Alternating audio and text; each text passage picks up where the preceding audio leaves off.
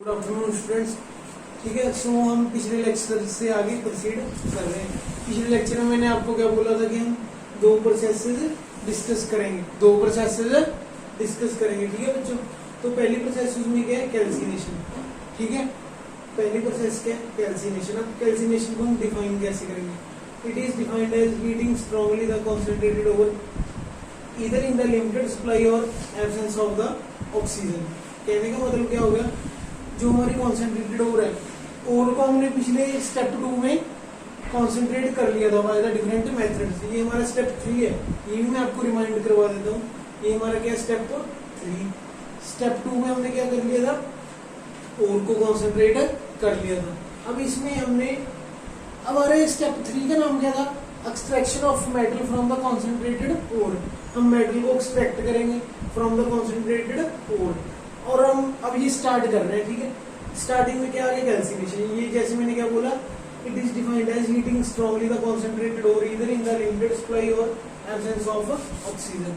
कि किसी ओर को हीट करना, पर हीट इस हिसाब से करना कि ऑक्सीजन की एब्सेंस, ऑक्सीजन वहां प्रेजेंट ना हो, या बहुत लिमिटेड सप्लाई हो। ठीक है, नेग्लिजिबल सप्लाई। ठीक है, अब इसके रिजल्ट्स क्या होंगे कैल्सिनेशन के? कैल्सिनेशन के रिजल्ट क्या होंगे?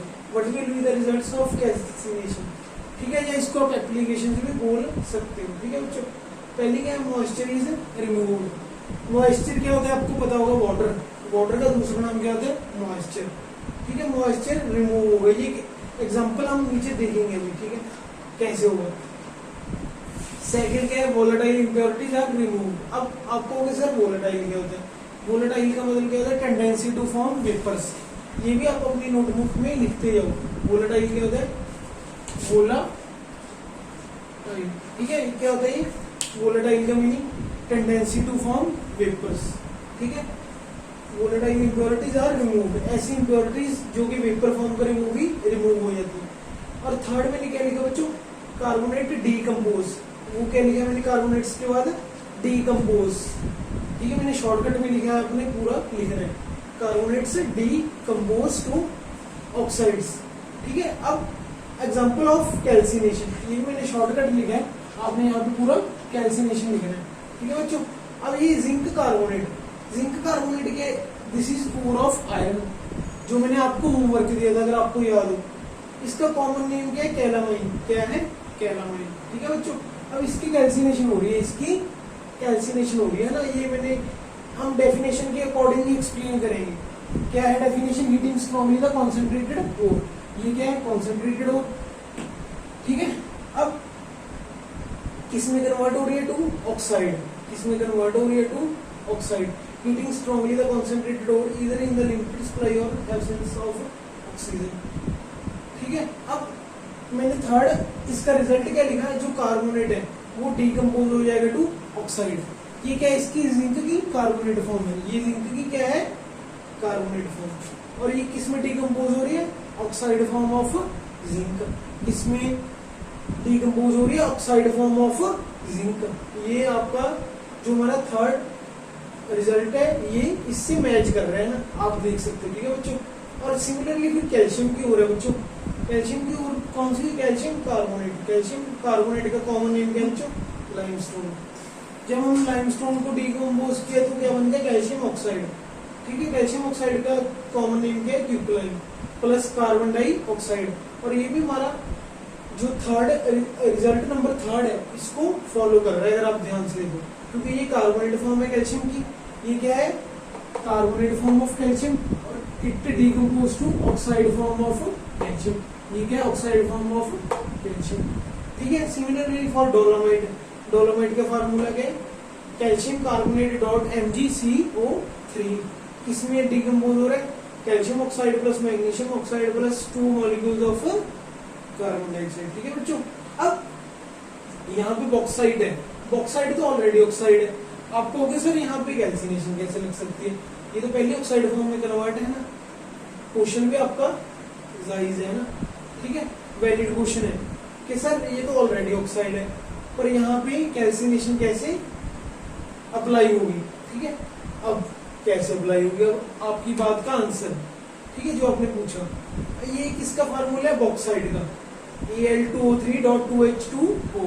बॉक्साइड क्या है, एक और है, एल्यूमिनियम की बॉक्साइड क्या है, एक और। ये हमने पिछले लेक्चर में भी देखा था, ठीक है। 2 ओर्स पढ़ी थी हमने एल्यूमिनियम की, एक बॉक्साइड थी और दूसरी क्या थी, सिलिका, ठीक है। अब इसकी कैल्सिनेशन की क्या बना, एल्यूमिनियम ऑक्साइड प्लस वाटर। अब इसमें आप कहोगे सर कैल्सिनेशन कैसे यूज हो रहा है। अब ध्यान से देखो, कैल्सिनेशन का पहला रिजल्ट मैंने आपको तब भी बोला था जब मैं ये समझा रहा हूँ कि हम आगे एग्जांपल से इसको एक्सप्लेन करेंगे। पहला रिजल्ट क्या है, मॉइस्चर इज रिमूव्ड, ठीक है। अब यहाँ पे कैल्सिनेशन क्या है, ऑक्साइड फॉर्म में तो कन्वर्ट कर नहीं रहा। क्यों नहीं कर रहा, क्योंकि बॉक्साइड तो पहले ही ऑक्साइड फॉर्म है। पर यहाँ पे मॉइस्चर जो रिमूव हो रहा है, मॉइस्चर, दिस इज मॉइस्चर।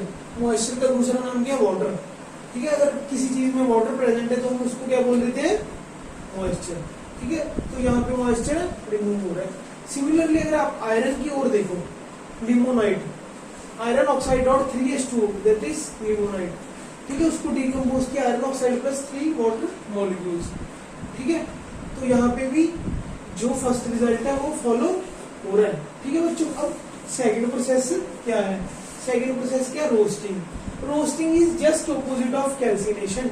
ये आप अपनी कॉपी में नोट बना के लिख लो, roasting is just opposite of calcination. ये दोनों एक दूसरे के दुश्मन है, ये दोनों क्या एक दूसरे के दुश्मन है, ठीक है। बाई बाई नहीं, दुश्मन है, क्योंकि ये इसका क्या है, ऑपोजिट है, ठीक है। इसका ऑपोजिट है। ऑपोजिट कैसे है, रोस्टिंग की डेफिनेशन क्या है, heating the ore strongly in the presence of excess of the air और ऑक्सीजन। क्योंकि एयर में मेजरली कौन सी गैस प्रेजेंट होती है, oxygen, at temperature less than its melting point. अब इसका ऑपोजिट कैसे है, अगर आप ध्यान से देखो कैल्सिनेशन में मैंने लिखा था एब्सेंस और लिमिटेड सप्लाई ऑफ ऑक्सीजन, पर मैंने रोस्टिंग में क्या लिखा, strongly in the presence of और एक्सेस ऑफ द ऑक्सीजन। वहां पे absence of oxygen, therefore they are opposite to each other, ठीक है। और यहाँ पे मैंने एक चीज और लिखी है, eight temperature less than its melting point, ठीक है। कि टेम्परेचर हम उसके मेल्टिंग पॉइंट से कम रखेंगे। क्यों रखेंगे, कोई बता सकता है क्यों? क्योंकि अगर हम टेम्परेचर मेल्टिंग पॉइंट से बढ़ा देंगे तो वो मेल्ट हो जाएगा, डिकम्पोज हो जाएगा या डिग्रेड हो जाएगा, उसका केमिकल नेचर क्या है, डिस्ट्रॉय हो जाएगा, ठीक है बच्चों। अब रोस्टिंग में हम क्या करते हैं, ये भी इंपॉर्टेंट है। रोस्टिंग में हम जो हमारा गैंग्यू या इम्प्योरिटी है, ये अगर आपको याद हो, मैंने इसके 2 नाम और लिखवाए थे पिछले लेक्चर में, अगर आप ध्यान से आपने पढ़ा हो, क्या था, गैंग्यूई और मैट्रिक्स और इम्प्योरिटीज। मैं फिर रिपीट कर रहा हूँ, गैंग्यूई और मैट्रिक्स और इम्प्योरिटीज, ठीक है। अब इसमें हम गैंग्यू को ऑक्साइड में कन्वर्ट कर रहे हैं, पर इसमें हम कैल्सिनेशन में ओर को ऑक्साइड में कन्वर्ट करते हैं। कैल्सिनेशन में हम ओर को ऑक्साइड में कन्वर्ट करते हैं, पर रोस्टिंग में हम गैंग्यू या इम्प्योरिटीज को ऑक्साइड में कन्वर्ट करते हैं, ठीक है। अब आपका क्वेश्चन आ गया कि क्वेश्चन आपको पेपर में कैसे आएगा, what is the difference between calcination and roasting. अगर आप ध्यान से देखो, पहले पॉइंट में आपने क्या लिखना है, दोनों की डेफिनेशन से लिख देंगे। क्या क्या डेफिनेशन होगी इसकी, कैल्सिनेशन की डेफिनेशन क्या है कि हम ओर को हीट कर रहे हैं strongly in the absence of oxygen, पर हम रोस्टिंग में ओर को हीट कर रहे हैं इन द प्रेजेंस ऑफ ऑक्सीजन। और दूसरी हमारी क्या है, पॉइंट क्या आएगा डिफरेंसेस में, कैल्सिनेशन में हम ओर को ऑक्साइड में कन्वर्ट करते हैं, कैल्सिनेशन में हम ओर को ऑक्साइड में कन्वर्ट करते हैं, पर हम रोस्टिंग में गैंग्यू या इम्प्योरिटी या मैट्रिक्स को ऑक्साइड में कन्वर्ट करते हैं। अब आपके पास एग्जांपल्स आ गई ऑफ रोस्टिंग। ये क्या है, एस आर्सेनिक, क्या है, arsenic plus 3O2 to give you AS2O3। अब ये क्या है, अगर हमारे पास आर्सेनिक का ओर है, अगर हमारे पास आर्सेनिक का ओर है, तो अगर उसमें आर्सेनिक की इम्प्योरिटीज है, तो उसमें अगर आर्सेनिक की इम्प्योरिटीज है तो हम उसको कैसे रिमूव कर सकते हैं, बाय रिएक्टिंग विद ऑक्सीजन, है ना। वही रिएक्शन मैंने यहाँ पे लिखी है, arsenic plus oxygen to give arsenic oxide. Oxygen मैंने क्यों लिया, क्योंकि डेफिनेशन में हमने क्या लिखा, in the presence of excess of the air, और एयर में मेजरली क्या प्रेजेंट होती है, ऑक्सीजन।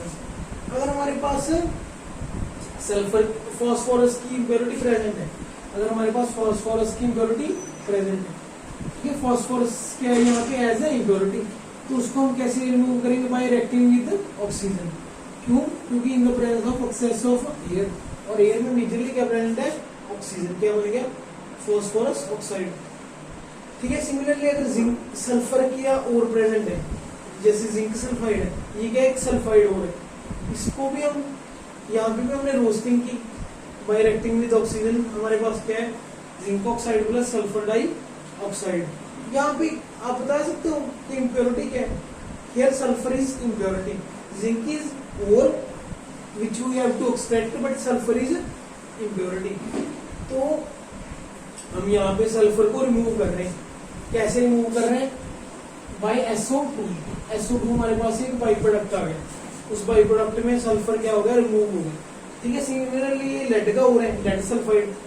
हियर ये क्या है, इम्प्योरिटी, ये क्या है, इम्प्योरिटी, ये प्योर है, ये क्या है, प्योर और है जो हमको एक्सट्रैक्ट करनी है।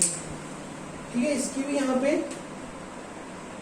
रोस्टिंग हुई है, इसकी भी यहाँ पे क्या हुई है, रोस्टिंग। ठीक है। रोस्टिंग करके क्या होना, PbO2 प्लस SO2।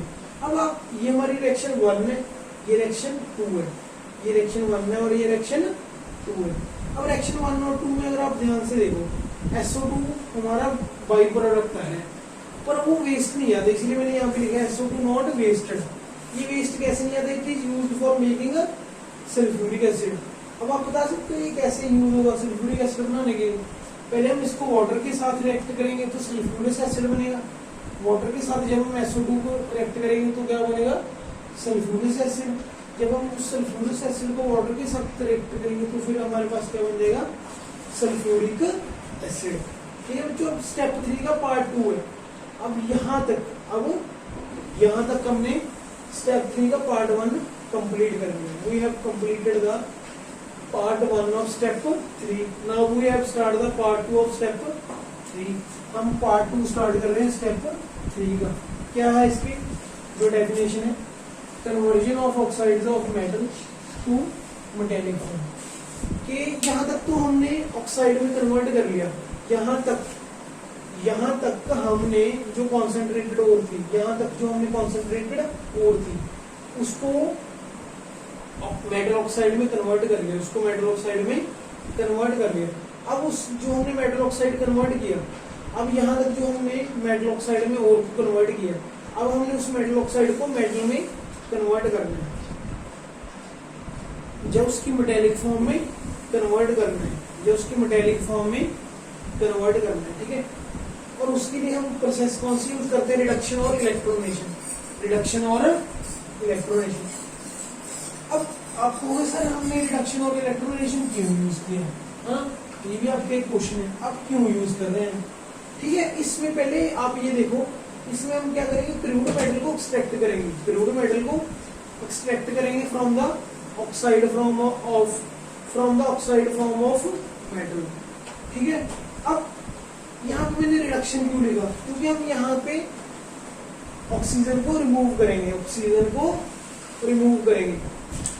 ये ऑक्सीजन को हम क्या है, रिमूव करेंगे, तो हमारे पास क्या रहेगा, सिर्फ मेटल रहेगा। रिमूवल ऑफ ऑक्सीजन क्या होता है, रिडक्शन। ये आपने +1 में पढ़ा हुआ है चैप्टर 8 में, रिडॉक्स रिएक्शन में। ठीक है। आप रिवाइज कर लेना वहां से। Removal of oxygen is called reduction. और इलेक्ट्रोनेशन मैंने दूसरा नाम क्यों दिया, अगर आप देखो यहाँ पे ब्रैकेट में मैंने लिखा addition of electrons. Addition of electrons क्या होता है, इलेक्ट्रोनेशन। और रिडक्शन की दूसरी डेफिनेशन क्या है, एडिशन ऑफ इलेक्ट्रॉन्स। इसीलिए इसको दूसरा नाम क्या दे दिया, इलेक्ट्रोनेशन। दैट्स व्हाई रिडक्शन, क्योंकि हम ऑक्साइड फॉर्म ऑफ मेटल को रिड्यूस कर रहे हैं टू द मेटेलिक फॉर्म और the crude metal. Metallic form को हम दूसरा नाम क्या दे सकते हैं, क्रूड मेटल। ठीक है बच्चों। अब यहाँ पे हम कुछ रिड्यूसिंग एजेंट यूज करेंगे, कुछ रिड्यूसिंग एजेंट्स हम यहाँ पे यूज करेंगे। ठीक है बच्चों। अब यहाँ पे एक और डेफिनेशन है, पायरोमेटलर्जी। पायरोमेटलर्जी क्या होती है, पायरोमेटलर्जी लिख लो इसको आप अपनी कॉपी में। It is the process of extraction of metal. It is the process of extraction of metal by heating the metal oxide. By heating the metal oxide with suitable reducing agents. कहने का मतलब क्या होगा, जो ये हमारा metal oxide है, जो ये हमारा मेटल ऑक्साइड है, इसको हम हीट करते हैं, इसको हम हीट करते हैं और हम रिड्यूसिंग एजेंट यूज करते हैं, और हम रिड्यूसिंग एजेंट यूज करते हैं और हमें ये मेटल मिल जाता है, और ये हमें मेटल मिल जाता है। ठीक है। पायरोमेटलर्जी को थर्मल रिडक्शन भी बोलते हैं। थर्मल रिडक्शन क्यों बोलते हैं? क्योंकि हम हाई टेम्परेचर यूज कर रहे हैं, therefore the word thermal comes. Reduction मतलब हम रिड्यूसिंग एजेंट से इस मेटल ऑक्साइड की रिडक्शन कर रहे हैं, therefore reduction, therefore thermal reduction. ठीक है, मैंने ब्रैकेट में भी लिखा भी है, बिकॉज वो रिड्यूस बाय हीटिंग। ठीक है, वेज रिड्यूसिंग एजेंट्स के कार्बन हो गया, कार्बन मोनोऑक्साइड हो गया। ठीक है, इनको हम रिड्यूसिंग एजेंट यूज करते हैं। किनकी मेटलर्जी के लिए यूज करते हैं? यहाँ पे मेटलर्जी वर्ड क्यों आया? मेटलर्जी मैंने स्टार्टिंग में भी आपको बोला था कि extraction of metal from its various forms is called metallurgy. और किस किस मेटल की मेटलर्जी के लिए यूज करते हैं? Iron, copper, lead, tin, zinc, magnesium, cobalt etcetera. इनके हम मेटल ऑक्साइड को कन्वर्ट करते हैं। नेक्स्ट लेक्चर में जो हम पढ़ेंगे वो हम रिड्यूसिंग एजेंट्स के बारे में पढ़ेंगे। नेक्स्ट लेक्चर में हम क्या है, रिड्यूसिंग एजेंट्स के बारे में पढ़ेंगे। ठीक है, बहुत रिड्यूसिंग एजेंट्स है, नंबर ऑफ रिड्यूसिंग एजेंट्स वो study in the next lecture. So hope so ये आपको समझ आ गया होगा, तो आप इसके नोट्स बना लेना, ये आपका काफी हेल्पफुल रहेगा नोट्स के लिए। ठीक है बच्चों, थैंक यू।